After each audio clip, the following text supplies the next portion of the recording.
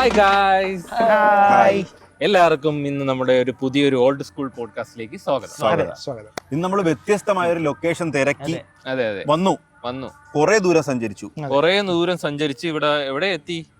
ഏതിലേക്കാണ്? Netta side, Trivandrum Tamil Nadu ബോർഡറിന്റെ അടുത്താണ്, നെയ്യാറിനൊക്കെ അടുത്താണ്. നെയ്യാർ ഡാമിന്റെ ഒക്കെ അടുത്ത് നല്ലൊരു സ്പോട്ട്, നല്ലൊരു വൈകിട്ടൊക്കെ വന്ന് ചില്ല് ചെയ്യാൻ പറ്റിയ ഒരു സ്പോട്ട്. മനോഹരമായ സന്ധ്യാസമയമായി, അതുകൊണ്ടാണ് വെട്ടക്കുറവ്. ഇതിന് മുന്നേ നല്ല സാധനമായിരുന്നു. ചെറുതായിട്ട് മഴയും പെയ്യുന്നുണ്ടോ എന്ന് സംശയമുണ്ട്, എന്നാലും പക്ഷെ നല്ല സമാധാനം, ആളും കുറവ്, നല്ല സമാധാനമായിട്ടുള്ള. പിന്നെ ബാക്ക്ഗ്രൗണ്ട് നല്ല അമ്പലത്തിലെ പാട്ട്, വൈബ് ലൊക്കേഷൻ. ഇതല്ലേ ലൈഫ്. നമുക്കിത് എന്തിനാ കാനഡയിലൊക്കെ പോയി, അതെ അതെ. ഗൾഫിൽ പോയി, റിജക്ട് ആയി, ആപ്ലിക്കേഷൻ റിജക്ട് ആയി. എന്തിനാ യൂറോപ്പിൽ പോയി. അല്ല, നിങ്ങൾ കാനഡയിൽ പോവാനോ യൂറോപ്പിലോ പോവാനോ ലാത്വിയയിൽ ലാറ്റ്വിയയിൽ പോവാൻ പ്ലാൻ ചെയ്യുന്നതാണ്, ജർമ്മനിയിൽ പോകാൻ പോണവരെ ഈ വൈബ് നിങ്ങൾ കാണും. എന്നിട്ട് നിങ്ങൾ പോകുന്ന ആ ആപ്ലിക്കേഷൻ കാർഡ് കീറിക്കളയും, എന്നിട്ട് ഇവിടെ നിൽക്കും. എന്നിട്ട് നമ്മളെ പോലെ ഇവിടേക്ക് വന്ന് കുത്തിയിരിക്കും. അതെ അതെ. എന്ത് വൈബാ. ഇരിക്കാൻ തിരിപ്പാടാ, കസേര കൊണ്ടുവന്ന സൂപ്പർ. ഇവിടെയൊക്കെ ഇരുന്ന് അല്ലേ, കൂട്ടുകാരെ ഒത്ത് സംസാരിച്ചിരിക്കാൻ എന്ത് വൈബാ. നിങ്ങൾ ആരും പോകരുത്, ആരും ഒരിടത്തും പോകരുത്. എല്ലാരും വീട്ടിൽ തെറ്റിയിരിക്കണം. പക്ഷെ നല്ല സ്ഥലം, നല്ല തിരുവനന്തപുരത്ത് ഒരു ഇത്രയും ശാന്തത, പീസ്ഫുൾ ആയിട്ടൊരു സ്ഥലം തിരുവനന്തപുരം എന്ന് പറയാൻ പറ്റില്ല, തിരുവനന്തപുരത്ത് നല്ല ദൂരം ഉണ്ട്. ഇതൊരു തമിഴ്നാട് ഏരിയ ആയി. ഇവിടെ നിന്ന് ഒരു 5 കിലോമീറ്റർ പോയ തൃപ്പരപ്പായി. തൃപ്പരപ്പ് 6 കിലോമീറ്ററേ ഉള്ളൂ. തൃപ്പരപ്പ് വാട്ടർഫോൾ, വാട്ടർഫോളായി. ഇനി അടുത്ത് എന്തോരാണ്? നമ്മളിവിടെ എത്തിയത് നമ്മളൊരു ഡാം ഫിഷ് കഴിക്കണമെന്നുള്ള ആഗ്രഹവുമായി എത്തിയതാണ്. നമ്മളത് ഭയങ്കര ഒരു ഹൈപ്പ് കണ്ടു. അതായത് ഡാം ഫിഷ് നെട്ടയിൽ വന്ന് കഴിക്കണമെന്നുള്ള ഒരു ഹൈപ്പിൽ നമ്മൾ വീണു. അങ്ങനെ നമ്മൾ വിചാരിച്ചു, നമ്മൾ ശ്രീകാന്തിന്റെ ജീവിത അഭിലാഷമായിരുന്നു ഡാം ഫിഷ്. അങ്ങനെയല്ല, കഴിച്ചിട്ട്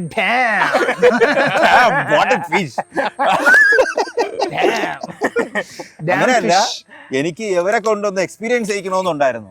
അതുകൊണ്ടാണോ? അല്ല, എനിക്ക് കഴിക്കാം. അവൻ നേരത്തെ കഴിച്ചിട്ടുണ്ട്, അത് നിങ്ങളും അനുഭവിക്കാം വിളിച്ചതാ.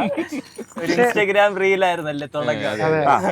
ഒരു ഇൻസ്റ്റാഗ്രാം സംഭവം. ഈ ഡാം ഫിഷിന്റെ ഒരു പ്രത്യേകത എന്ന് പറഞ്ഞാൽ ഈ റീലിലൊക്കെ മിക്കപ്പോഴും വലിയ ഫിഷ് ആയിട്ടാണ് കാണിക്കുന്നത്. തുറന്നു വിടുമ്പം വലിയ സാധനം. അപ്പൊ നമ്മൾ വിചാരിക്കും ഇത് കൊള്ളാലോ, വൻ സംഭവമായിരിക്കും എന്നൊക്കെ വിചാരിക്കും. പക്ഷെ നമ്മൾ എക്സ്പെക്ട് ചെയ്യുന്നത് പോലെ അല്ല. നമ്മൾ വിചാരിക്കും ഇത് അങ്ങനെ കിട്ടിക്കഴിഞ്ഞാൽ വൈകിട്ട് കറി വെച്ച് തിന്നാം. പക്ഷെ ആ എക്സ്പെക്ടേഷൻ അനുസരിച്ചുള്ള ടേസ്റ്റ് ഇതിനില്ല. ഇല്ല, അതെന്ന് വെച്ച് കഴിഞ്ഞാൽ നമ്മളുടെ ടേസ്റ്റ് ബഡ്സ് സീ നമ്മൾ കോസ്റ്റൽ ഏരിയ, ആ ഏരിയയിൽ അവിടെയൊക്കെ ആയതുകൊണ്ട് തന്നെ നമുക്ക് മിക്കപ്പോഴും ഫിഷ് കിട്ടുന്നത് കടൽ ഫിഷുകളാണ് നമ്മൾ കൂടുതൽ പ്രിഫർ ചെയ്യണത്. ടേസ്റ്റ് നമുക്ക് അതാണ് പിടിക്കുന്നത്. അതെ, നമ്മളുടെ ടേസ്റ്റ് ബഡ്സ് കൂടുതൽ അങ്ങോട്ടാണ് ഒരു ഇൻക്ലിനേഷൻ ഉള്ളത്. ഭൂരിഭാഗം പേർക്ക് ഈ ഡാം ഫിഷ് കൂടുതൽ ഭൂരിഭാഗം പേർക്ക് ഇഷ്ടപ്പെടാതിരിക്കാൻ ചാൻസ് ഉണ്ട്. പക്ഷെ ഇഷ്ടപ്പെടുന്നവരും ഉണ്ടടാ. അതായത് ഇപ്പൊ ഫ്രഷ് വാട്ടർ ഫിഷ് മാത്രം കഴിക്കുന്ന ആൾക്കാരില്ലേ, നോർത്തിലൊക്കെ ഉള്ള, ബംഗാളിലൊക്കെ ഉള്ള ആൾക്കാർ കൂടുതലും ഫ്രഷ് വാട്ടർ അല്ലേ കഴിക്കണം അല്ലേ? പക്ഷെ ഇത് ചെളി ഫ്രഷ് വാട്ടർ ഫിഷും ഡാം ഫിഷും ഏതാണ്ട് സിമിലർ. ഡാം ഫ്രഷ് വാട്ടർ ആണല്ലോ. അല്ല, പക്ഷെ കായലിലെ ഫിഷിന് കാര്യം അതില് ഒരു ഉപ്പ് രസവും കായല് നല്ല രുചിയാ. കായൽ കൊഞ്ച് നല്ല രുചിയല്ലേ? ഞണ്ട് കൊള്ളാം. മീനല്ല, കൊഞ്ച് വലിയ രുചിയായിട്ട് തോന്നിയിട്ടില്ല. നല്ല കൊഞ്ച് കിട്ടും. പിന്നെ അതുപോലെ കായലിലും വേറെ ചില ഫിഷുകൾ, കരിമീൻ നല്ലതാണ്, തിലാപ്പിയ നല്ലതാണ്. മറ്റേ തേട് പോലത്തെ മീനൊക്കെ രണ്ടിടത്തും കാണാറുണ്ട്, ക്യാറ്റ് ഫിഷ് ചിലതൊക്കെ. പക്ഷെ ഇതൊരു എന്ന് പറഞ്ഞാൽ ഇത് ചെളിയിലൊരു അതിപ്രസരമുണ്ട്. ചെളിയല്ലടാ, അത് ഉടുമ്പ് ടേസ്റ്റ്. അതിന്റെ ഒരു ടേസ്റ്റിന്റെ അതിപ്രസരം. അപ്പൊ അത് എല്ലാവർക്കും പിടിക്കണമെന്നില്ല. നിങ്ങൾക്ക് ഇപ്പം ഡാം ഫിഷ് അല്ലെങ്കിൽ ഫ്രഷ് വാട്ടർ ഫിഷ് ഇഷ്ടമുള്ള ഒരാളാണെങ്കിൽ ഇവിടെയൊക്കെ ഒന്ന് ട്രൈ ചെയ്യണത് ബേർത്തായിരിക്കും. പക്ഷെ അല്ലെങ്കിൽ നിങ്ങൾ ചിലപ്പം വെറുത്തു പോകും. എനിക്ക് തോന്നുന്നു ഇവിടെ ഒരു അക്ഷയ പാത്രം എന്ന് പറഞ്ഞൊരു കടമുണ്ട്, അവിടെ ഡാം ഫിഷ് ആണ് കൂടുതൽ വിളമ്പുന്നത്. അല്ല, അതാണ് ഫേമസ് ആയതൊക്കെ. ഇവിടെ കുറെ കടകളുണ്ട്. ഇപ്പൊ ഇവിടെ തൊട്ടപ്പുറത്ത് തന്നെ ഈ ഡാം നോക്കിക്കൊണ്ട്, ഡാം അല്ല, ഈ ഒരു റിവറാണോ ഇത് ലേക്ക്. ഈ ലേക്കിന്റെ ഒരു വ്യൂവിൽ തന്നെ നിങ്ങൾക്ക് ഒക്കെ തന്നെ ആയിരിക്കും അത്ര. ഈ ഒരു ജലാശയം നോക്കിക്കൊണ്ട് നിങ്ങൾക്ക് ഫുഡ് കഴിക്കാൻ പറ്റുന്ന ഓപ്ഷൻസ് ഒക്കെ ഇവിടെ ഉണ്ട്. പക്ഷെ കൂടുതലും പക്ഷെ എല്ലാ ആൾക്കാരെല്ലാരും വന്നത് ആ ഒരു ഒരു കടയിലാണ്. അതെനിക്ക് തോന്നുന്നു ഇൻസ്റ്റാഗ്രാം റീലിന്റെ ഒരു ഹൈപ്പ് ആയിരിക്കും അല്ലേ. പിന്നെ പൊതുവേ ഈ അമ്മച്ചിക്കടകളിലാണ് എല്ലാം ഈ ആൾക്കാരെ അട്രാക്ട് കൂടുതൽ അങ്ങനെ വീഴാറുണ്ട്. നമ്മുടെ കൂട്ടത്തില് പലരും വീഴാറുണ്ട്. അമ്മച്ചി എന്ന് കണ്ടു കഴിഞ്ഞാൽ ഒരു ഒരു ഒരു എന്റെ പൊന്നമ്മച്ചിയെ പോലെയാണെന്ന് പറഞ്ഞിട്ട് അത് അങ്ങനെയാണ് നമ്മൾ അങ്ങോട്ട് പോയത്. അത് കൊള്ളായിരുന്നു. കൊള്ളായിരുന്നു. നല്ല എക്സ്പീരിയൻസ് ആയിരുന്നു. നല്ല ആവശ്യം പോലെ ഫുഡൊക്കെ ഇഷ്ടം പോലെ തരുമായിരുന്നു. ചോറ് രണ്ടാമത് തരും. പക്ഷെ ഷെഫ് പിള്ളേർ അവിടെ ചോറ് രണ്ടാമത് കൊടുക്കൂല. രണ്ടാമത് പൈസ കൊടുക്കണം. പക്ഷെ ഇവിടെ ചുമ്മാരല്ലേ, കപ്പായിരുന്നില്ലേ, ചിക്കൻ തന്നില്ലേ, എല്ലാം രണ്ടാമതൊക്കെ തരും. എന്നുവെച്ചാൽ ഒരു സാധാരണക്കാർ നടത്തുന്ന ഒരു ഹോട്ടൽ. നിങ്ങൾക്ക് ഇങ്ങനത്തെ ഒരു ഇവിടെയൊക്കെ വന്ന ഒരു പിക്നിക് മൂഡിലൊക്കെ ഇപ്പം ഫോർ എക്സാമ്പിൾ ഇപ്പം ഇത് അടക്കിയില്ലേ, സ്കൂളൊക്കെ അടക്കിയാണ്. എല്ലാരും സാധാരണ പോണെന്ന് വെച്ച് കഴിഞ്ഞാൽ നമ്മൾ അതിന്റെ ഒരു റീല് നമ്മൾ ഇൻസ്റ്റാഗ്രാമിൽ ഇട്ടിട്ടുണ്ട്. അപ്പോഴേ എല്ലാരും പോയി അതൊന്ന് ചെക്കൗട്ട് ചെയ്യാം. ഇടുമായിരിക്കും. ഇല്ലെങ്കിൽ ഇതിന്റെ അകത്തെങ്കിലും ഇടാം. ഫോളോ ചെയ്താലേ അത് കാണാൻ പറ്റുള്ളൂ. അതെ അതെ, ഇൻസ്റ്റാഗ്രാം ഫോളോ ചെയ്യണം, എങ്കിലേ നിങ്ങൾക്ക് കാണാൻ പറ്റും. താഴെ ഡിസ്ക്രിപ്ഷൻ കൊടുത്തേക്കാം, ഡിസ്ക്രിപ്ഷൻ ലിങ്ക് കൊടുത്തേക്കാം, അത് ചെക്ക്ഔട്ട് ചെയ്യാം. Instagram exclusive. യെസ്. അപ്പൊ നിങ്ങൾ തിരുവനന്തപുരത്തൊക്കെ അടുത്തുള്ള ആൾക്കാരാണെങ്കിൽ ഇപ്പൊ സ്കൂളൊക്കെ അടയ്ക്കുമ്പോൾ പിള്ളേരുമായിട്ട് പിക്നിക് മൂഡിലാണെങ്കിൽ നിങ്ങൾക്ക് ഇവിടെയൊക്കെ വരാം. എവിടെയെങ്കിലും ഒക്കെ ചിലപ്പോൾ സ്പേസ് ഉണ്ടെങ്കിൽ. ഇവിടെ പിക്നിക് കൾച്ചർ കുറവാണെന്ന് തോന്നല്ലേ? അങ്ങനെയൊക്കെ പോയത് അല്ല, ഇപ്പം നമ്മൾ പോണെന്ന് വെച്ച് കഴിഞ്ഞാൽ ഒന്നേ ഒരു റിസോർട്ടിൽ പോവും, അല്ലെങ്കിൽ ഏതെങ്കിലും ഒരു സ്ഥലത്ത് പോയി അവിടെ എക്സ്പ്ലോർ ചെയ്യും. അല്ലാതെ അല്ല, എനിക്ക് തോന്നുന്നു മിക്കവരും ഇപ്പൊ ചൂടൊക്കെ കൂടിയോണ്ട് ചിലപ്പം ഊട്ടി അങ്ങനെയൊക്കെ പോകാനേ സാധ്യത. പക്ഷേ നമ്മുടെ നാട്ടിലും ഇതേപോലെ ബ്യൂട്ടിഫുൾ പ്ലേസസ് ഉണ്ട്. പറ്റൂല. ഇനി ഞാൻ ഈ പറഞ്ഞ് ബിൽഡ് ചെയ്ത് വരുമ്പോ അതിന്റെ ഇടയ്ക്ക് കയറി ആൾക്കാരെ പറ്റിക്കാന്ന് സമ്മതിക്കില്ല. അല്ലടാ, ഞാൻ ഈ പിക്നിക് എന്ന് ഉദ്ദേശിച്ചതേ നമ്മള് ചിലയിടത്തൊക്കെ പോകുമ്പോ അങ്ങനത്തെ ഒരു സംഭവം കൾച്ചർ ഇവിടെ കുറവാണ്. അതായത് ഇങ്ങനെ അങ്ങനെയുള്ള പ്ലേസസും കുറവാണ് ഇവിടെ. അങ്ങനെ കാറൊക്കെ വേണമെങ്കിൽ ഇവിടെ ഒരു ബെഡ്ഷീറ്റ് വിരിച്ചിരിക്കാം. പക്ഷെ നല്ല കല്ല, അപ്പൊ ഇരിക്കുമ്പോ ഒരു പിന്നെ ഇവിടെ സത്യം പറഞ്ഞ ഇവിടെ ഒരു മാവൻ വന്നിപ്പം ചെയ്യണുണ്ടായിരുന്നു പണിയൊക്കെ. പക്ഷെ പുള്ളി ഒന്നും പറഞ്ഞില്ല നമ്മളാ. ചിലപ്പം തിരുവനന്തപുരം സ്ഥലത്താണ് നമ്മൾ ഇതേപോലെ ഇരിക്കണമെങ്കിൽ ചിലപ്പം അവർ ചോദിക്കും നമ്മളോട് എന്തിനാ സ്ഥലത്ത് ഇരിക്കുന്നതൊക്കെ ചോദിക്കാനുള്ള.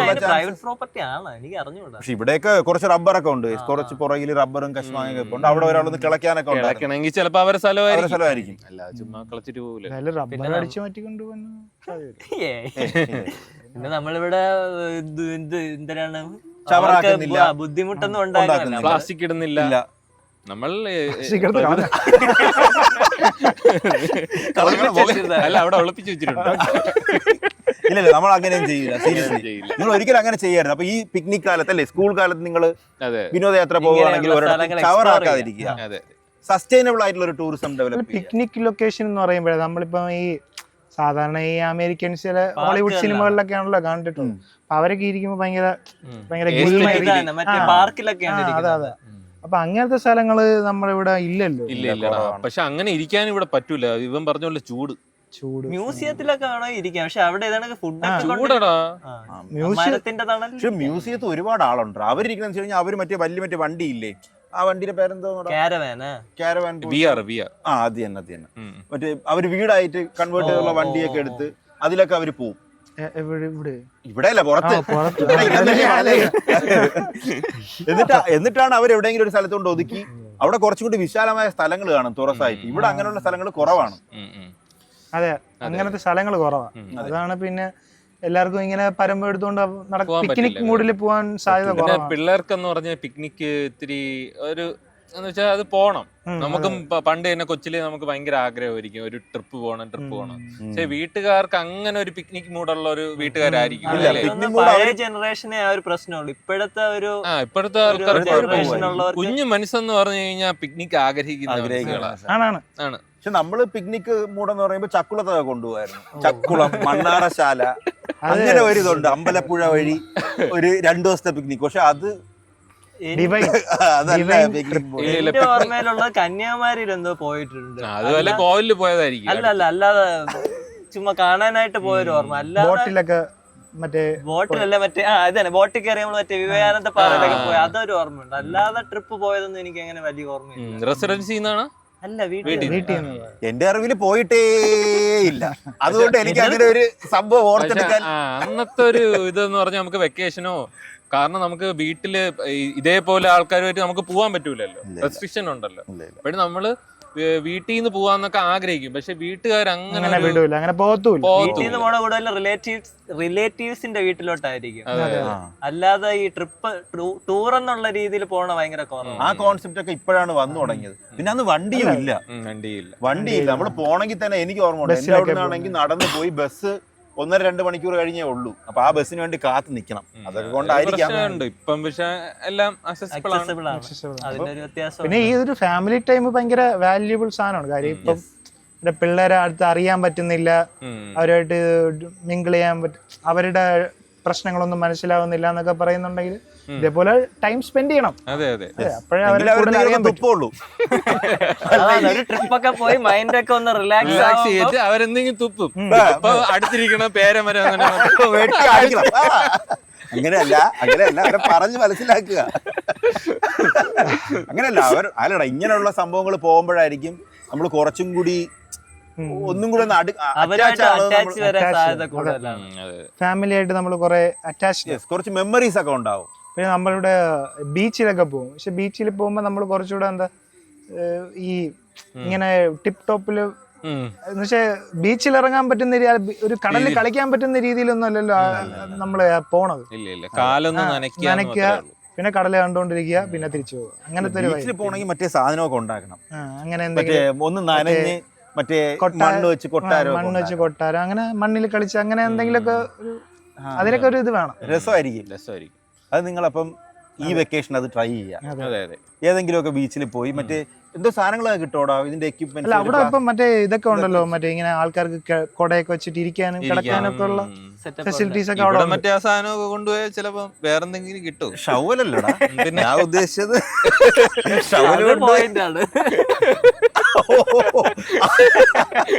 അത് ചിലപ്പോ ഇവിടെ നിധി കിട്ടാൻ ചാൻസ് ഉണ്ട്. അല്ല, അങ്ങനെ ഇപ്പൊ അങ്ങനത്തെ ഈ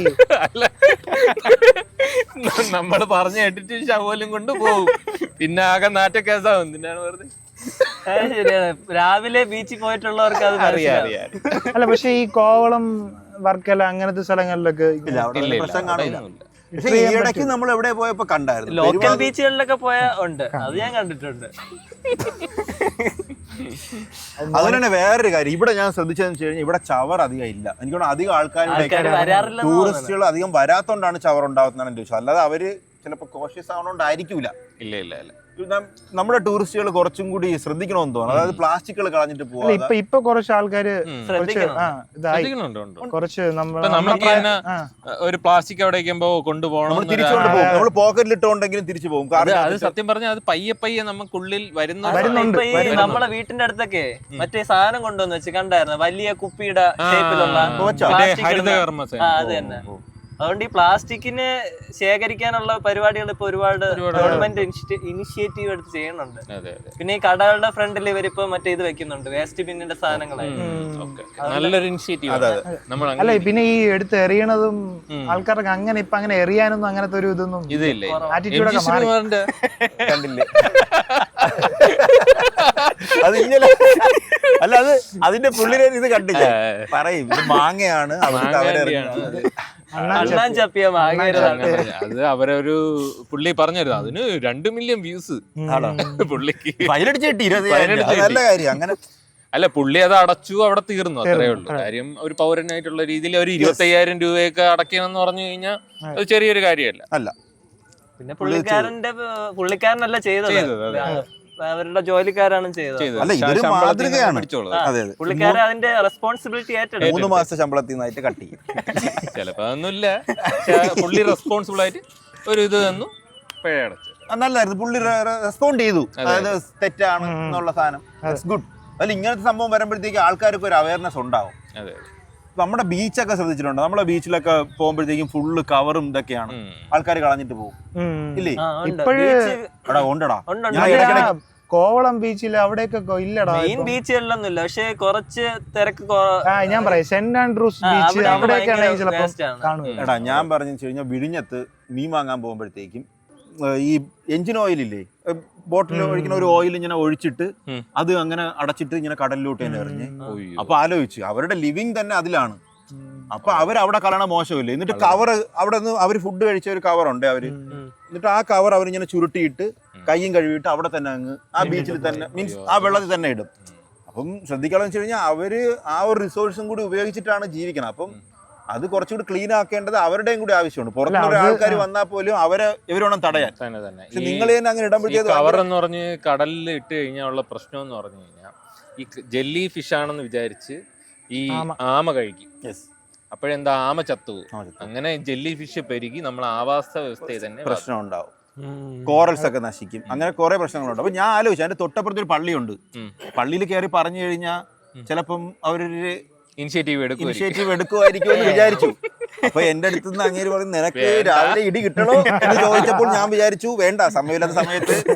പക്ഷെ പള്ളിയിൽ അടുത്തുള്ളതോ വിഴിഞ്ഞത്തുള്ളോ ആരെങ്കിലും കാണുകയാണെങ്കിൽ നിങ്ങൾ ഈ ഒരു സാധനം നോക്കുക, കുറച്ചുകൂടെ കമ്മ്യൂണിറ്റി അവയർനെസ് കൊടുക്കേണ്ടത്. അത് ഈവൻ ഗവൺമെന്റിനോ അല്ലെങ്കിൽ ഒരു NGO ഒക്കെ കുറച്ചുകൂടെ നല്ലതായിരിക്കും തോന്നുന്നു. ഈ പള്ളി റിലീജിയസ് അവരൊക്കെ അവരൊരു ശീലമായിരിക്കും ഇതൊരു ഇതായിട്ട് അവർക്ക് ഒന്ന് നമ്മളെ പോലെ നമുക്കിപ്പം പ്ലാസ്റ്റിക് ഇവിടെ ഇടാൻ തോന്നാത്തൊരു വിധം ഉണ്ടല്ലോ, ബോധവൽക്കരണം പയ്യെ പയ്യെ ഉണ്ടാക്കിയെടുക്കും. അല്ല ഞാൻ ഈ പള്ളിയുടെ കാര്യം പറയുന്നത് വെച്ചാൽ നമ്മൾ മീൻ മേടിക്കുമ്പോഴത്തേക്കും ഓരോ തവണ മീൻ വാങ്ങുമ്പോഴും 10-20 രൂപ പള്ളിയുടെ പൈസ എന്നും പറഞ്ഞ ഓരോ ഇതിനും വാങ്ങും.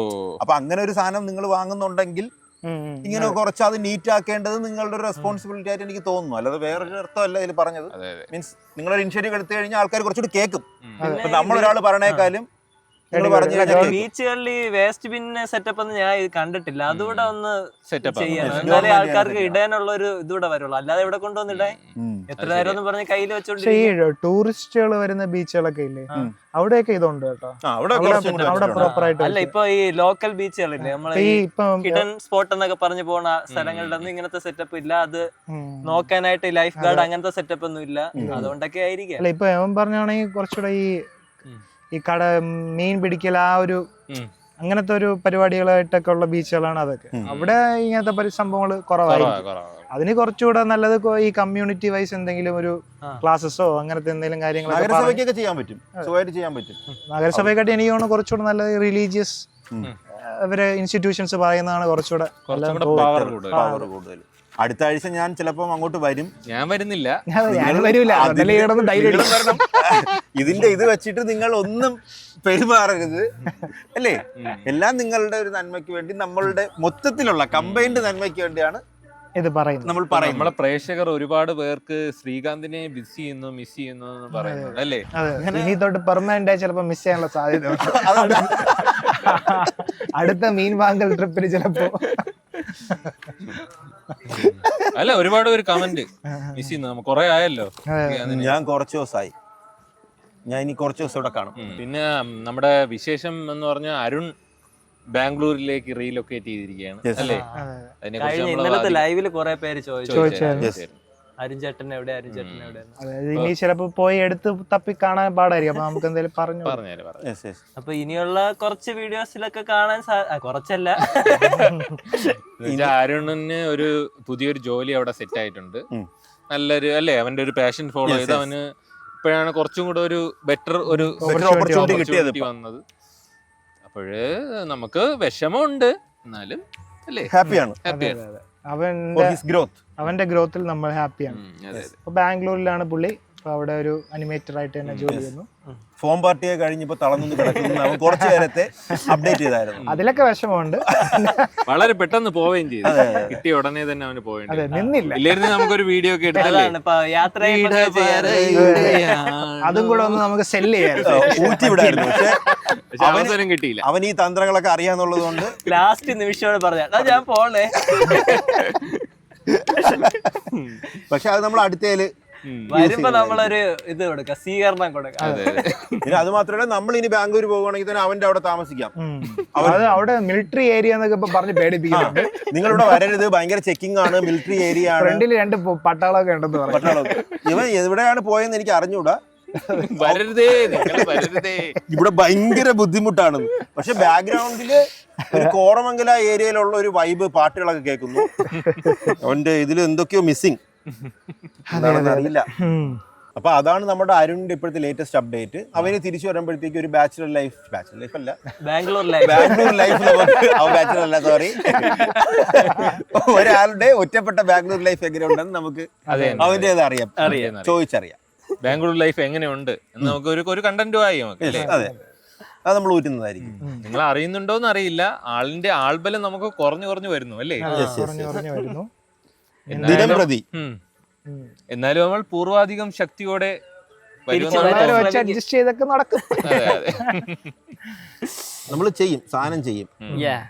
പിന്നെ ഇന്ന് നമ്മളിവിടെ എത്തിയത് സത്യം പറഞ്ഞ ഒരു മാർക്കറ്റിംഗിന്റെ ഭാഗമായിട്ടല്ലേ നമ്മളിവിടെ എത്തിയത്. തീർച്ചയായിട്ടും. അതെ. ആ മാർക്കറ്റിംഗിൽ നിങ്ങൾ വീണു, അതാണ് മെയിൻ കാര്യം. അതെന്ന് പറഞ്ഞു കഴിഞ്ഞാൽ അത് എങ്ങനെയാണ് ഈ മാർക്കറ്റിംഗ് എന്ന് നിങ്ങൾ പറയണം? സംഭവം എന്ന് പറഞ്ഞാൽ ഒരു റീലിന്റെ ഒരൊറ്റ റീല് കണ്ടിട്ടാണ് നമ്മൾ ഈ 10-60 കിലോമീറ്റർ വണ്ടി ഓടിച്ച് റീല് കണ്ടിട്ട് ഇവിടെ ഡാമിന്റെ ഫിഷ് ഉണ്ടെന്ന് പറഞ്ഞ് റീൽ. പക്ഷെ അത് സത്യം പറഞ്ഞു കഴിഞ്ഞാൽ നമ്മൾ ഒരു പ്രൊമോഷനാണ്.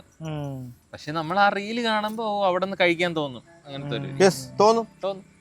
അവര് പ്രൊമോഷൻ എടുത്തു നമ്മളതിൽ വീണു. പക്ഷെ അത് നമ്മള് അതെങ്ങനെയാണ് ഓവർകം ചെയ്യാനുള്ള ഈ പ്രൊമോഷൻ സാധനങ്ങള് ലേബൽ ചെയ്യണം, സത്യം പറഞ്ഞു.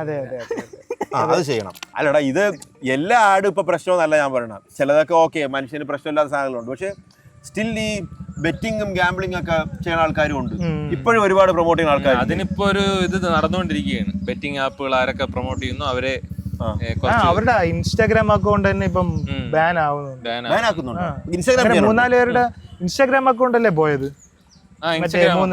ഇല്ലീഗൽ ബെറ്റിംഗ് അതൊക്കെ നല്ലതാണ്. പക്ഷേ ഈ ബെറ്റിംഗ് ആപ്പ് ലീഗലായിട്ട് ബെറ്റിംഗ് ആപ്പ് ചെയ്യണവർക്ക് ചെയ്ത കുഴപ്പമുണ്ടോ?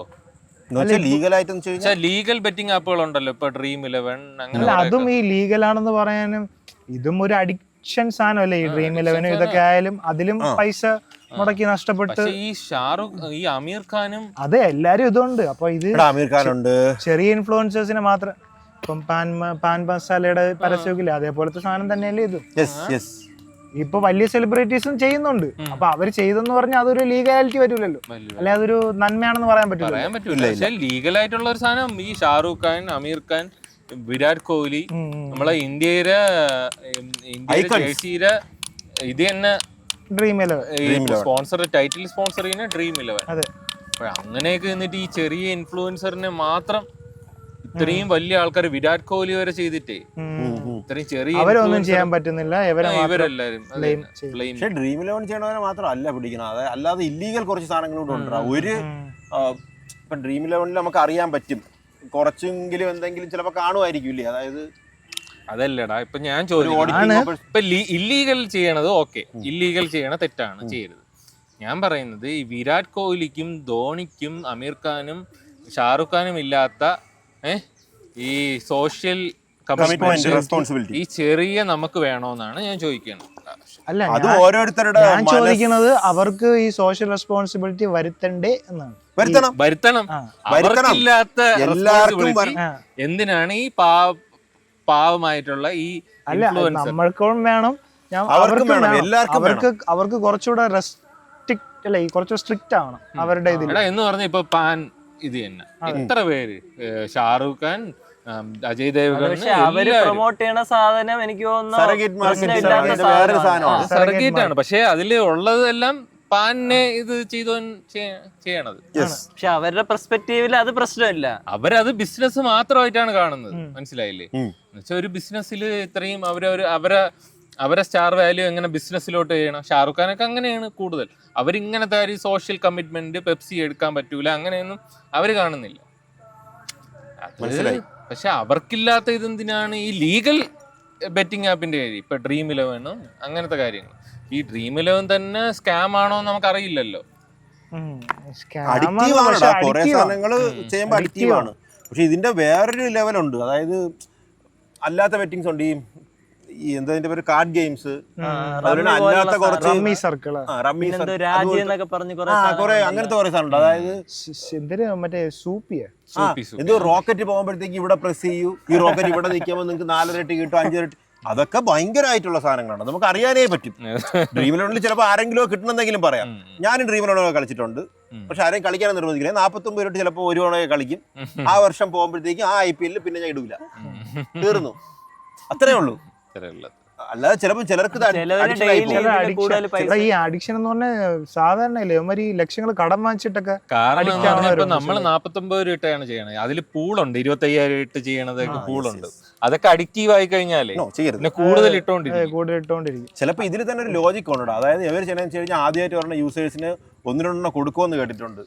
അത് ചിലപ്പോ 3 ദിവസം നമ്മൾ ഇടാതിരുന്നാലേ അവര് തന്നെ നമ്മളെ വിളിച്ചിട്ട് പറയും 3 രൂപയ്ക്ക് കയറാം എൻട്രി. അപ്പോൾ വീണ്ടും അതിലേക്ക് കയറും. സ്ഥിരമാണ് 3 ദിവസം ഇടാതെ കുറിച്ച് പഠിച്ചു വളരെ ഗഗനമായിട്ട്. ഇന്നലത്തെ ലൈവിൽ അവൻ പറഞ്ഞിരുന്നത് ഫൈനാൻഷ്യൽ ഡിസിഷൻസ് കുറച്ച് ബാഡ് ഡിസിഷൻസ് എടുത്തത്. എനിക്ക് തോന്നണത് ഇതായിരിക്കും. 25,000 രൂപ പൂളിൽ വരെ കയറിയിട്ടുണ്ട്.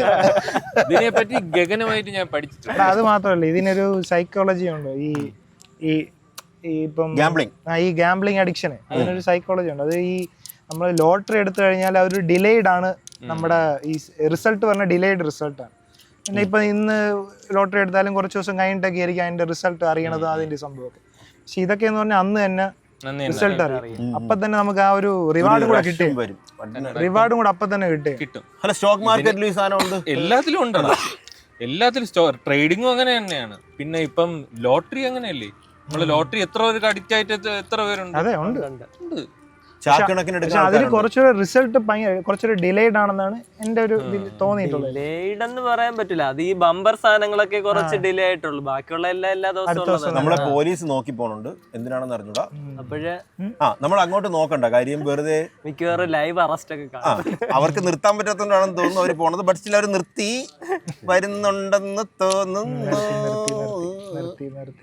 നമുക്ക് പേടിയില്ല കാര്യം. മടിയിൽ കനമുള്ളവനെ പേടിക്കേണ്ടതുള്ളൂ. പേടിക്കേണ്ടതുള്ളൂ.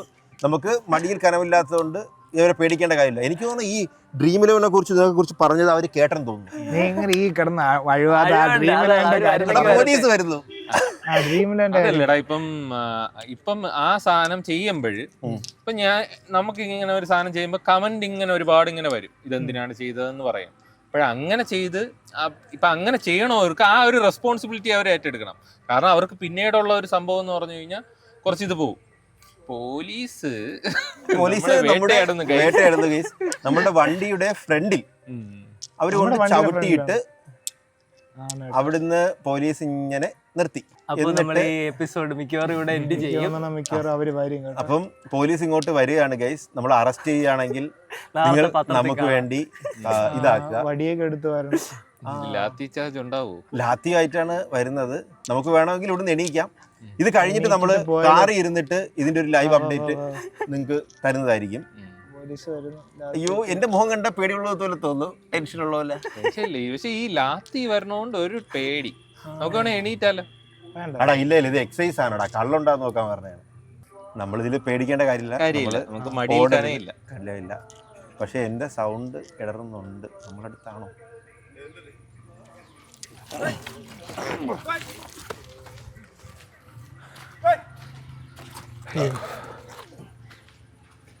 അത് ജസ്റ്റ് ഒരു വീഡിയോ എടുക്കാനായിട്ട് വന്നു. നമ്മൾ യൂട്യൂബ് ചാനലിൽ പോഡ്കാസ്റ്റ് എടുക്കാനായിട്ട് വന്നത്. ഇവിടെ ഇറങ്ങില്ല.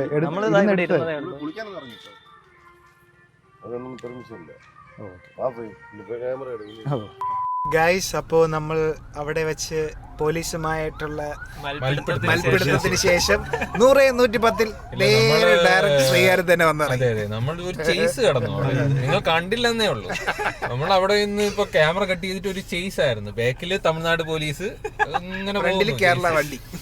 അവരപ്പൊ തന്നെ നമ്മളുടെ ഇത് ഓഫ് ചെയ്യാൻ പറഞ്ഞു. വിഷ്വൽസ് പറഞ്ഞുകൊണ്ടാണ് നിങ്ങൾക്ക് ആ വിഷ്വൽ കിട്ടാത്തത്. പിന്നെ നമുക്ക് ഇത് വെച്ചിട്ട് കൂടുതൽ പ്രശ്നങ്ങൾ ഉണ്ടാക്കാൻ വയ്യാത്തോണ്ട്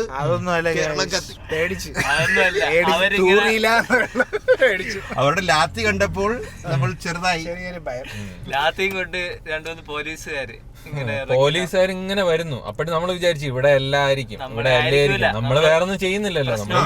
നമ്മളെ സൈഡിൽ നിന്ന് വീഡിയോ എടുക്കുന്നു, അത് മാത്രമേ ചെയ്യുന്നുള്ളൂ. അങ്ങനെ വന്നപ്പോ നമ്മളെ ലക്ഷ്യം വെച്ചാണ് വരുന്നതെന്ന് നമ്മൾ തിരിച്ചറിഞ്ഞില്ല. ഇവിടെ അടുത്ത് വന്നപ്പോഴാണ് അറിഞ്ഞത്. എണീക്കാൻ പറഞ്ഞു. ആദ്യം റോഡിൽ നിന്ന് അങ്ങോട്ട് പോയി. അപ്പൊ ഞാൻ പറഞ്ഞില്ല, നമ്മള് വീഡിയോയിലൂടെ പറഞ്ഞില്ല വരണുണ്ട്. അപ്പൊ ഇല്ല, അവിടെ പോയി. അവരങ്ങ് പോയെന്ന് വിചാരിച്ചു. പക്ഷെ അവര് യൂട്ടേൺ എടുത്ത് തിരിച്ചു വന്നിട്ട് അവിടെ നിർത്തി. എന്നിട്ട് നോക്കിയിട്ട് ഇറങ്ങി, താഴോട്ട് ഇറങ്ങി ഒരു 250-300 മീറ്റർ ഇറങ്ങി വന്നപ്പോ നല്ല ഒരു ലാത്തി അങ്ങനെ. പിന്നെ നമ്മൾ ഈ ടിപ്പിക്കൽ സിനിമയിലെ കാണുന്ന ഒരു ഒരു മഞ്ഞുമൽ ബോയ്സിൽ ഉള്ള തമിഴ്നാട്ടിലെ ഒരു പോലീസുകാരല്ലേ, അതുപോലത്തെ ഒരു ഫീലിംഗിലായിരുന്നു. ഒരാള് വന്നിട്ട് നമ്മൾ പറഞ്ഞു ഇവിടെ ബോർഡൊന്നും ഇല്ലായിരുന്നു, ഇവിടെ ഇറങ്ങിക്കൂടാന്ന്. അപ്പൊ പുള്ളി പറഞ്ഞത് ഇല്ല, ഇവിടെ ഇറങ്ങിക്കൂടാന്നുള്ളത് ഇതാണ് വലിയ പ്രശ്നമാണ്. ഇറങ്ങിയാലും കുഴപ്പമില്ല, നിങ്ങള് വീഡിയോ എടുത്തുകൂടാ, അതാണ് പ്രശ്നമായത്. നിങ്ങള് സ്റ്റേഷനിൽ വരണം എന്ന് പറഞ്ഞ് ഡോറൊക്കെ തുറന്നപ്പോ ദാസ് ചേട്ടൻ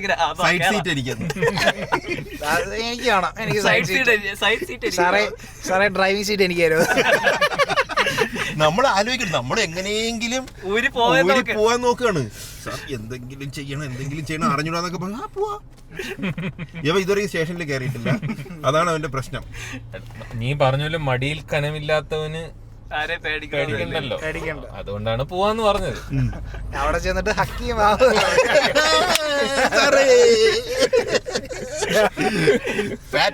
പോലെ നിൽക്കും. അവസാനം നമ്മള് കുറച്ച് ഡീലിംഗ് മാടപ്രാവ് പോലെ പിന്നെ അവസാനം നമ്മൾ യു ഹാവ് വൺ മെസ്സേജ്, നമ്മള് ഫൈൻ അടച്ച് രക്ഷപ്പെട്ടു. സ്റ്റേഷനിൽ പോയാലും നമ്മളൊന്നും ചെയ്യാൻ പറ്റൂല, പക്ഷെ അതൊക്കെ നമുക്ക് അറിയാം. പക്ഷെ പ്രശ്നം എന്ന് വെച്ച് കഴിഞ്ഞാൽ അവരുടെ ഒരു അപ്രോച്ച് എന്ന് പറഞ്ഞാൽ കേരള പോലീസ് ആയിരുന്നെങ്കിൽ നമുക്ക് കുറച്ചും കൂടി മാന്യത ഉണ്ടായിരുന്നു. പക്ഷെ ഇവരുടെ ഒരു അറിയില്ല നമ്മളെ എന്ത് ചെയ്യുമെന്ന് അറിയില്ല വെച്ചാൽ നമ്മൾ ഇന്നത്തെ ദിവസം ചിലപ്പോ പോവും, പിന്നെ അവിടെ ചെന്ന് അവരുടെ ചീത്തയൊക്കെ നമ്മൾ കേൾക്കേണ്ടി വരും. ആ പുള്ളിയുടെ ഒരു ഇത് കാണുമ്പോ തന്നെ നമുക്ക് അറിയാം, സംസാരം ഇടപെടലൊക്കെ കാണുമ്പോ അറിയാം. അവിടെ ചെന്ന് കഴിഞ്ഞാൽ ഞാൻ ആദ്യം നിങ്ങൾ മറ്റേ യൂറോപ്പിൽ പോണെങ്കിൽ ആ സാധനം വലിച്ചു കീറാൻ പറഞ്ഞത് കീറിയിട്ടില്ലാത്തവർ കീറരുത്. നിങ്ങൾ പൊയ്ക്കോണം, നിങ്ങൾ ദുബായ്, യൂറോപ്പ്, ജർമ്മനി, കാനഡയിലൊക്കെ പോണം. അവിടെ ഇതിന് നല്ല ജലാശയങ്ങൾ കിട്ടും. വൈബടിച്ചിരിക്കാൻ നമ്മൾ വിചാരിച്ച് മറ്റേ ഇത് ഗ്രഹാതുരത്വം വിതറിയപ്പോൾ പോലീസുകാർ അത് അനുവദിച്ചില്ല. തമിഴ്നാട് പോലീസ് നമുക്ക് എതിരാണ്, ഓൾഡ് സ്കൂൾ ബോയ്സിന് എതിരാണ് തമിഴ്നാട്. പിക്നിക്കിനെ കുറിച്ച് ചിന്തിക്കേ വേണ്ട, നമ്മൾ നേരത്തെ തിരിച്ചെടുത്തു. പിക്നിക് ഈ നാട്ടിൽ നടക്കില്ല. ബെഡ്ഷീറ്റ് പോയിട്ട് ഒരു റബ്ബർ ഷീറ്റ് പോലെയാണ് നമുക്ക് മനസ്സിലായത് എന്തുകൊണ്ടാണ് പിക്നിക് കൾച്ചർ നടക്കാത്തത് അത് മനസ്സിലായി. പിക്നിക്കിനെ കുറിച്ച് ചിന്തിക്കരുത്, എവിടെയെങ്കിലും ഹോട്ടലിലോ റിസോർട്ടിലോ പോവുക, തിരിച്ചു വരിക. അല്ല നമ്മളൊന്നും ചെയ്തില്ല, അവിടെ ഒരു ബോർഡോ ഒന്നും ഇല്ലായിരുന്നു ഇവിടെ ഇറങ്ങരുത്, ഇവിടെ ഷൂട്ട് ചെയ്ത്, അങ്ങനത്തെ ഒരു സംഭവം ഇല്ല. പോലീസുകാരൻ പറഞ്ഞത് അവിടെ എന്തോ ക്രൈം ഒക്കെ സ്ഥിരമായിട്ട് നടക്കുന്ന സ്ഥലം നമ്മൾ അറിയണ്ടേ, അല്ലാണ്ട് ഇപ്പൊ നമ്മളുടെ എനിക്ക് തോന്നിയെന്ന് വെച്ച് കഴിഞ്ഞാൽ നമ്മള് മലയാളികളായിരുന്നു, നമ്മളെ കാർ അവിടെ ഉണ്ടായിരുന്നു, തൊട്ടപ്പുറത്തൊക്കെ ആൾക്കാർ നിൽപ്പുണ്ട്, അവിടെ നീന്തലുണ്ട്, ആൾക്കാർ കുളിക്കണുണ്ട്, അപ്പുറത്ത് കുറെ പയ്യന്മാർ നിൽപ്പുണ്ട്, അവന്മാരുടെ ഒന്നും ചെയ്തില്ല. പക്ഷെ നമ്മൾ 3 പേര് അവിടെ കേരള കാറായിരുന്നു, അതുകൊണ്ട് നമ്മളെ ടാർഗറ്റ് ചെയ്ത് വന്നതായിരുന്നാണ് നമുക്ക് തോന്നിയതല്ലേ, അല്ലാതെ നമ്മളൊരു വീക്ക് ലിങ്ക് ആയിട്ട് അവർക്ക് തോന്നി. അതുകൊണ്ടാണ് ശ്രീകാന്ത് വെളിപ്പെടുത്തുന്നത്. അതുകൊണ്ടാണ്, അല്ലെങ്കിൽ അല്ലേ അഡ്രസ് എഴുതി കൊടുത്തു ഇല്ലായിരുന്നു, ഞാൻ കീറി മുറിച്ചു. പിന്നെ വീട്ടിൽ ഇടയ്ക്കിച്ചിട്ട് കാര്യം പറഞ്ഞു, നമ്പർ തെറ്റിച്ച് കൊടുത്താൽ മതി, പക്ഷേ വീട്ടിന്റെ അഡ്രസ്, ലാൻഡ്മാർക്ക്, അല്ല അതിന്റെ മെയിൻ കാര്യം അവർക്ക് ശ്രീകാര്യം അറിയില്ല. ഞാൻ പിന്നെ ഗൂഗിൾ മാപ്പ് ഒക്കെ എടുത്തിട്ട് സാർ ഇത് ശ്രീകാര്യം കടയുടെ ലൊക്കേഷൻ വരെ പിൻ ചെയ്ത് കോർഡിനേറ്റ്സ് വരെ അയച്ചു കൊടുത്തു, പക്ഷേ നമ്പർ തെറ്റിച്ചു കൊടുക്കാതെ. മെയിൻ സിറ്റിയാണ് ഇവിടുത്തെ ശ്രീകാര്യം. ഇല്ല പുള്ളി ഇങ്ങനെ പറയണം, വണ്ടി കയറി സ്റ്റേഷനിൽ പോണം, DYSP വിളിക്കണം, അങ്ങനത്തെ ഒരു ഇത് ഭയങ്കര മോശം ഇതല്ലേ. അതായത് ഒരു ടൂറിസ്റ്റ് ഒരു ഡാമിന്റെ ആക്ച്വലി മത്സ്യം കഴിക്കാൻ വേണ്ടി നമ്മൾ ഇറങ്ങിയതാണ് ഇവിടെ തെറ്റ്. അല്ല ഇത് ആക്ച്വലി മര്യാദയ്ക്ക് നമ്മുടെ അടുത്ത് വന്നിട്ട് ഇവിടെ ഇറങ്ങാൻ പറ്റൂല, പോകണമെന്ന് മാത്രം പറഞ്ഞാൽ മതി, അത്രേ ഉള്ളൂ. അല്ലെങ്കിൽ അവർക്ക് വേണമെങ്കിൽ ടെസ്റ്റ് ചെയ്ത് നോക്കാം, ഈ മറ്റേ വെള്ളം അടിച്ചിട്ടുണ്ടോ അത് കണ്ടോ അങ്ങനെയൊക്കെ നോക്കിയിട്ട് പറഞ്ഞു വിട്ടാൽ മതി. അതിന് പകരം അവര് ചുമ്മാ ഇരുന്നിട്ട് ഇങ്ങനെ ഹരാസ് ചെയ്തു അല്ലേ, അത് ശരിയല്ല, മെന്റലി ഹരാസ് ചെയ്തു. വീഡിയോ എടുക്കാനുള്ള ധൈര്യം ഇല്ലായിരുന്നു, ഇല്ലെങ്കിൽ അതൊക്കെ എടുത്ത് കാണിച്ചു തരാം. അതെ വെളിപ്പെടുത്തായിരുന്നു. ശ്രീകാന്തേട്ടനൊക്കെ ഇങ്ങനെയായിരുന്നു. ഞാൻ അത്യാവശ്യം സംസാരിക്കെങ്കിലും ചെയ്ത്, പക്ഷെ പാറ്റൻ ടാങ്കോയിൽ ഞാനാണ് ഉല്ലാസ് സംസാരിച്ചു ഉറക്കെ സംസാരിച്ചു, പക്ഷെ നമുക്ക് കേട്ടില്ല. ഇവിടെ ഒന്നും എഴുതി വെച്ചിട്ടില്ലല്ലോ എന്ന് മനസ്സിൽ സംസാരിച്ചെന്നാണ് ഉല്ലാസ് പറയുന്നത്. ഉല്ലാസ് വണ്ടി കയറി കേരള ബോർഡർ കേരള ബോർഡർ കഴിഞ്ഞപ്പോ പറയണു ഞാൻ സംസാരിച്ചായിരുന്നല്ലോ, ഞാൻ ഇവിടെ ഒന്നും എഴുതിയില്ലെന്ന്. അപ്പോൾ നമ്മള് ഇപ്പൊ സംസാരിച്ചു. ഇവ കമാന്നൊരു അക്ഷരം വേണ്ടിയിട്ടില്ല. വന്നത് തൊട്ട് ഞാൻ സംസാരിച്ചിട്ടുണ്ടായിരുന്നു അങ്ങേരെ അടുത്ത്, സാർ എങ്ങനെയെങ്കിലും വിടണം, എങ്ങനെയെങ്കിലും വിടണം, പോലീസ് സ്റ്റേഷനിൽ കൊണ്ടുപോകരുതെന്ന് മാക്സിമം കെഞ്ചി കാല് പിടിച്ചു. അപ്പോഴും ഈ നാറി മാറി നിൽക്കുകയായിരുന്നു. ഈ നാറി ഇതിന് വണ്ടി കയറിയിട്ട് പറയാണ് ഞാൻ പറഞ്ഞല്ലോ. പക്ഷേ പുറത്ത് സൗണ്ട് വരാത്തത് എന്റെ കുറ്റമല്ല. കേരള പോലീസ് ഇതിലൊക്കെ ഡീസന്റ് ആണ്. ഈ ഒരു കാര്യങ്ങളിലൊക്കെ ഇപ്പൊ കേരള പോലീസാണ് പറഞ്ഞെങ്കിൽ അവർ വെള്ളം അടിച്ചിട്ടുണ്ടാകും നോക്കും. അടിച്ചിട്ടുണ്ടെങ്കിൽ ചിലപ്പോൾ ചീത്ത വിളിക്കുമായിരിക്കും, അല്ലെങ്കിൽ അവർ പറയും ചിലപ്പോൾ ഇവിടെ ഇരിക്കാൻ പാടില്ല എന്ന്. അപ്പോഴും നമുക്ക് ചോദിച്ചു, നമ്മൾ ഇവിടെ ബോർഡ് സാധനങ്ങളും അവിടെ സൈൻ ബോർഡ് ഇല്ല, അവിടെ ഇറങ്ങിക്കൂടെന്ന് പറഞ്ഞിട്ടില്ല, റെസ്ട്രിക്ഷൻസ് ഒന്നും ഇല്ല, അവിടെ ഒന്നും എഴുതി വെച്ചിട്ടില്ല. അവിടെ ആൾക്കാർ വന്നു പോകുന്ന സ്ഥലമാണ്. ഈവൻ ഒരു നമുക്ക് ഈ വഴിയിലുള്ള റെയിലില്ലേ മറ്റേ സ്റ്റീലില്ല, അതിൽ കട്ട് ചെയ്തിട്ടുണ്ട്, താഴോട്ട് പോകാൻ ഒരു വഴി ഇട്ടിട്ടുണ്ട്. അപ്പൊ ഇറാൻ പറ്റാത്ത സ്ഥലമാണെങ്കിൽ ഇടാൻ പാടില്ല. പക്ഷെ നമുക്ക് സംസാരിക്കാനുള്ള ഇതില്ലാത്തതുകൊണ്ട് ധൈര്യം എന്ന് പറഞ്ഞ സാധനം ഉണ്ടല്ലോ, അതില്ല. ഞാൻ വണ്ടിയിൽ കയറിയ പക്ഷേ ശ്രീകാന്തിന് കുറച്ച് ധൈര്യം ഉണ്ടായിരുന്നു, പക്ഷെ വിറയിലാണെന്ന് പറഞ്ഞ് പിന്നീട് മനസ്സിലായത്. അത് വിറയലല്ല, അത് എന്താ പേര് പേര് പാൽപിറ്റേഷൻ, ആൻസൈറ്റി. അതാണ് പ്രശ്നം. സംഭവം എന്ന് വെച്ചാൽ ഞാൻ ഈ പോലീസ് വന്ന് അവരിങ്ങനെ എണീക്കാൻ പറഞ്ഞപ്പോ അവര് ആ ലാത്തി വെച്ചുള്ള ഒരു ആട്ടലുണ്ടപ്പോ ഞാൻ വിചാരിച്ചു ഒരു അടി കിട്ടിയെന്ന് ഞാൻ വിചാരിച്ചു, ഒരു അടി തന്നു വിടുമെന്ന് വിചാരിച്ചു. അല്ല, എനിക്ക് തോന്നിയത് അവര് നമ്മൾ വെള്ളം അടിക്കണം എന്ന് പറഞ്ഞാണ് വന്നത്. പക്ഷെ പിന്നെ 3 ക്യാമറ പുട്ടുകുറ്റിയോല് വെച്ചിട്ട് പിന്നെ വെള്ളം അടിക്കുന്നത് പിന്നീട് കണ്ടത്. അവര് വെള്ളം അടിച്ചെന്ന് പറഞ്ഞായിരിക്കാൻ വന്നത്, പക്ഷെ വെള്ളം അടിച്ചിട്ടില്ല. കാര്യം നമ്മുടെ മാന്യമായ പെരുമാറ്റമായിരുന്നു. നമ്മളുടെ ശ്വാസോച്ഛ്വാസത്തിലൊന്നും കിട്ടിയിട്ടില്ല. കാര്യം നമ്മൾ ഇതായിരുന്നു, നമ്മള് ബ്ലഡ് ടെസ്റ്റിന് വരെ തയ്യാറായിട്ടിരിക്കുകയായിരുന്നു. ഒരു ഇവന്റ്ഫുൾ എക്സ്പീരിയൻസ് ആയിരുന്നു. അതെ, നിങ്ങൾക്ക് ഇതേപോലത്തെ എന്തെങ്കിലും എക്സ്പീരിയൻസ് ഉണ്ടെങ്കിൽ അല്ലേ, ചിലപ്പോൾ ആൾക്കാർക്ക് ഉണ്ടായിക്കോളും. തമിഴ്നാട് പോലീസോ അല്ലെങ്കിൽ കാരണം എന്ന് പറഞ്ഞാൽ ഇപ്പൊ നമ്മളൊരു പോലീസ് ഇതില് ചെയ്യാനുള്ള എന്തെങ്കിലും നമുക്കൊരു ഇത് ചെയ്യും, ഇനി പോലീസ് പിടിക്കുവോ എന്നൊരു സാധനം നമുക്ക് ഉണ്ടാവുമല്ലോ. അങ്ങനെ ഒരു സാധനമേ നമുക്കില്ലായിരുന്നു. കാരണം ഇത് ചെയ്തിട്ടില്ലല്ലോ. തെറ്റല്ല, കാരണം ആ പുഴയുടെ അടുത്തിരുന്ന് ഒരു വീഡിയോ എടുത്തു. അനധികൃതമായി ഒന്നും നമ്മൾ ചെയ്തിട്ടില്ല, നമ്മുടെ അറിവിൽ ഒന്നും ചെയ്തിട്ടില്ല. അത് നിരോധിച്ച സ്ഥലമല്ല, ബോർഡില്ല, ഒന്നുമില്ല. സംഭവം ഇപ്പം പെറ്റി ഇപ്പം അല്ലാതെ വല്ല കാറിന്റെ പെറ്റി അങ്ങനെ അല്ലല്ലോ, നമ്മൾ പ്രതീക്ഷിക്കാത്ത ഒരു സാധനം. പക്ഷെ നമ്മൾ ഇത്തിരി ഷോക്കായി പോയി. ഷോക്കിൽ നിന്ന് ഇപ്പൊ റിക്കവർ ആവുന്നേ ഉള്ളൂ. തിരുവനന്തപുരം ഹൃദയഭാഗത്ത് ആയത്. അതെ, ചെക്ക് പോസ്റ്റ് ഒക്കെ എത്തിയപ്പോ വീണ്ടും ഒന്ന് ചെറിയ വിറയിൽ വന്നെങ്കിലും നമ്മളത് മാറ്റി. നമ്മളിതില് കുറച്ച് ഇത് ചേർക്കും, നമ്മൾ ടൈറ്റിൽ ഇതില് ഇത്തിരി വ്യൂസ് കിട്ടാൻ വേണ്ടി പോലീസ് പൊക്കിന്ന് ആക്കും. നിങ്ങൾ ആ ഒരു സെൻസിൽ തന്നെ എടുക്കണം കേട്ടോ. പൊക്കിയൊന്നുമില്ല, നമ്മളെ ഒന്ന് ഉപദേശിച്ചിട്ടേ ഉള്ളൂ, ഒരു അരമണിക്കൂർ. അപ്പൊ എന്തായാലും നമുക്ക് ഇന്ന് നല്ലൊരു ഉദ്ദേശത്തോടു കൂടി വീഡിയോ തുടങ്ങിയെങ്കിലും വളരെ വിഷമം തോന്നിയൊരു ഉദ്ദേശമായി പോയി. നമ്മള് ഗ്രഹാതുരത്വമൊക്കെ പറഞ്ഞു, ആൾക്കാർ ഇവിടെ നിൽക്കേണ്ട ഇത് എന്തിനു നിൽക്കണം നാട്ടില്, അതൊക്കെ പറഞ്ഞെങ്കിൽ ഇപ്പൊ നമുക്ക് പെട്ടെന്ന് ഒരു 10 മിനിറ്റ് കൊണ്ട് അടിച്ചു എന്തുകൊണ്ട് ഇവിടെ നാട്ടിൽ നിൽക്കേണ്ട എന്നുള്ളത് നമുക്ക് മനസ്സിലായി. നിങ്ങൾ പോണം. യവനാണ് ഈ നാട്ടിൽ നിന്ന് പോവാത്തത്, എല്ലാരും പോണം. യവൻ വസ്തു വിൽക്കാൻ ഉടനെ ഓർഡർ കൊടുക്കും, ആധാരം കിട്ടിയ ഉടനെ വരികയാണ്. ഉടനെ വരും. എവിടെയെന്ന് വെച്ച് കഴിഞ്ഞാൽ ഇൻവെസ്റ്റർ വിസ ഉണ്ടെങ്കിൽ അവൻ ഉടനെ വരും. നമ്മളും നോക്കുന്നുണ്ടല്ലേ, എവന്റേത് റിജക്റ്റ് ആയി എങ്കിലും നോക്കുന്നുണ്ട്, അവൻ കാനഡ നോക്കുന്നുണ്ട്, വരും. നമ്മള് ഇവിടുന്ന് ഉടനെ വിടുകയാണ്, നാട് വിടുകയാണ് അല്ലേ. പിന്നെ കേരള പോലീസിന്റെ ഒരു ഇതുണ്ട് നമുക്ക്. കേരള പോലീസ് നല്ലതാണ്. എനിക്ക് തോന്നുന്നു ദാസൻ ഒന്ന് കേരള സ്റ്റേഷനിൽ കൂടെ കയറി കഴിഞ്ഞാൽ ഇവ ഇതുവരെയ്ക്ക് ഇവിടെ കയറിയിട്ടില്ല, അതാണ് അവന്റെ മെയിൻ പ്രശ്നം. അല്ലെങ്കിൽ അവ ഇത്ര കോൺഫിഡന്റ് പോവാന്ന് പറയൂല. അപ്പോ നമുക്ക് എന്തായാലും അത്രയും പറഞ്ഞുകൊണ്ട് നമുക്ക് ഈ എപ്പിസോഡ് എൻഡ് ചെയ്യാം. അപ്പൊ നിങ്ങൾ എന്തായാലും നിങ്ങളുടെ പോലീസ് പിടിച്ചിട്ടുള്ള സ്റ്റോറീസ് പറയുക, കമന്റ് ചെയ്യുക, ഷെയർ ചെയ്യുക, നിയമോപദേശങ്ങളും ഉണ്ടെങ്കിൽ തരിക. ഇങ്ങനെ പോലീസ് സബ്സ്ക്രൈബ് ചെയ്യുക, എന്ത് ചെയ്യാം, സബ്സ്ക്രൈബ് ചെയ്യുക, ബാക്കിയുള്ളവർക്ക് ഷെയർ ചെയ്യുക.